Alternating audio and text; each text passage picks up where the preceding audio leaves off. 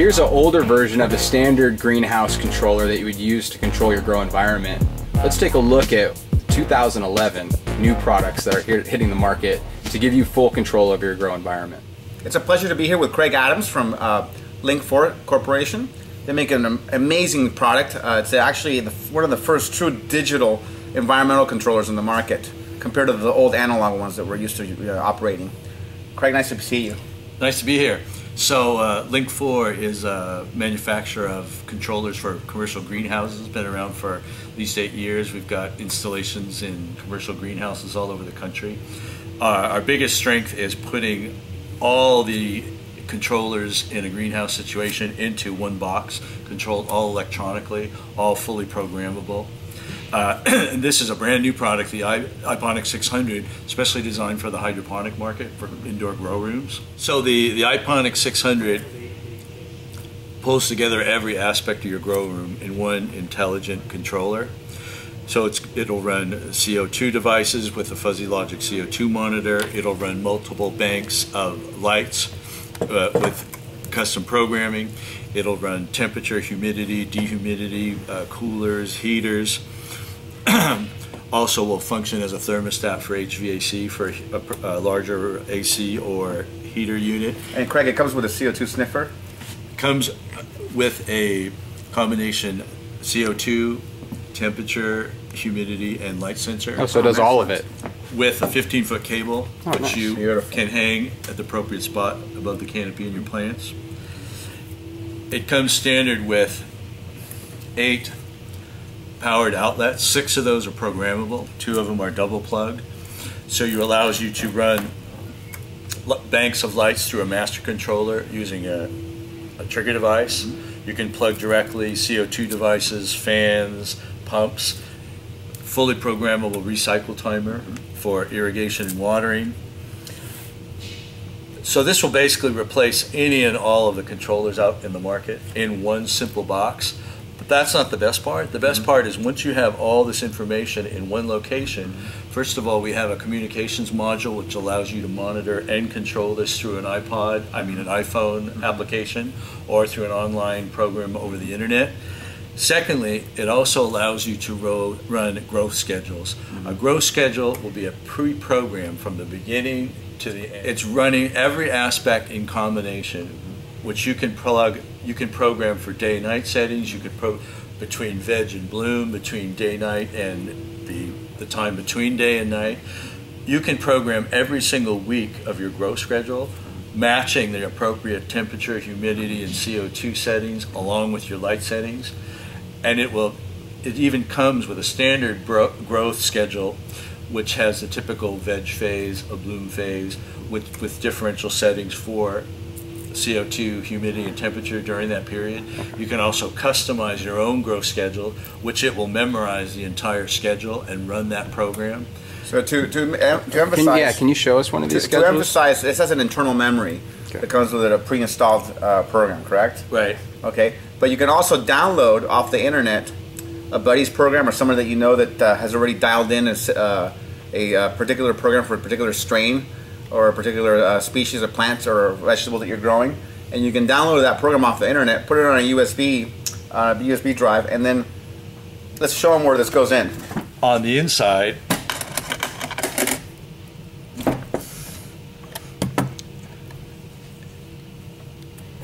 here's where you have the USB port for running different programs. It will also record your data for up to 3 years to show exactly what every parameter has been over time.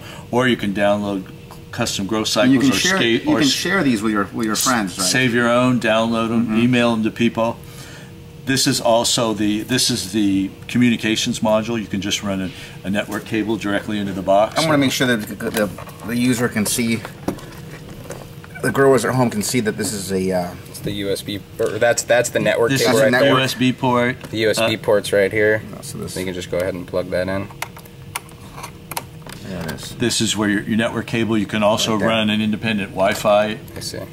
And then it looks like this is a hard switch? These are hard switch to turn off any device. Okay. In the case anything went wrong, you can just switch it off without having to program anything. Okay. So say a tube breaks or something and you have a flood, which is common. Just click you it just off. Go ahead and hard click it off. Yes, turn it off. Okay.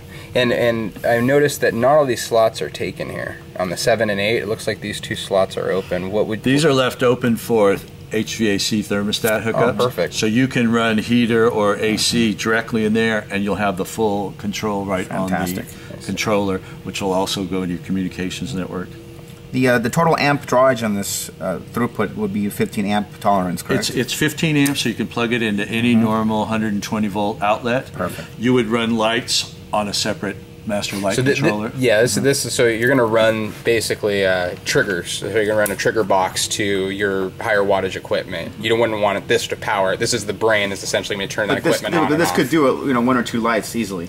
Right, but normally you'd use or something simple like pumps. A master fans. light controller, CO2 devices, pumps, fans. You can plug in directly or through power it remotely and have a trigger cable come back. Perfect.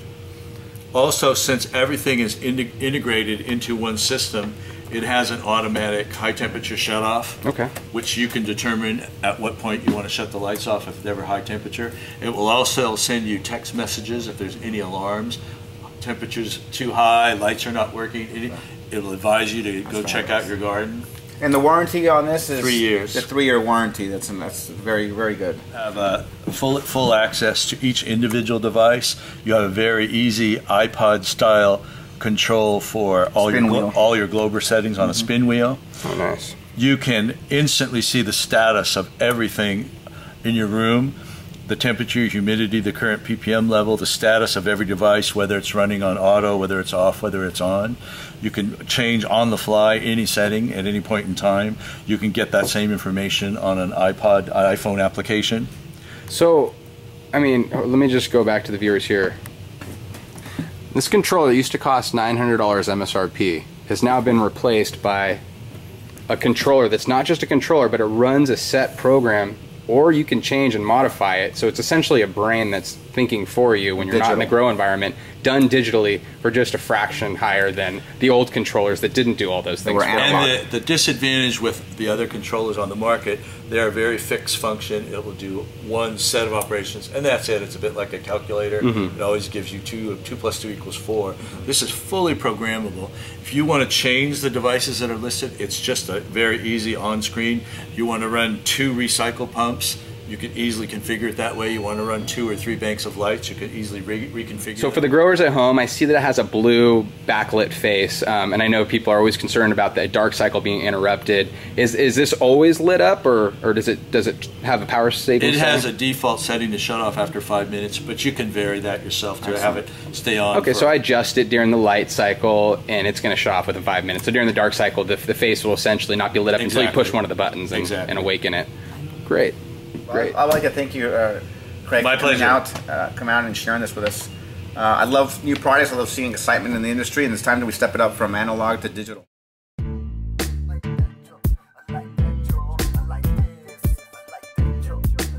You know, typical common schedule. You have 4 weeks to veg. And so this is just a visual representation of the program that's already installed on this unit.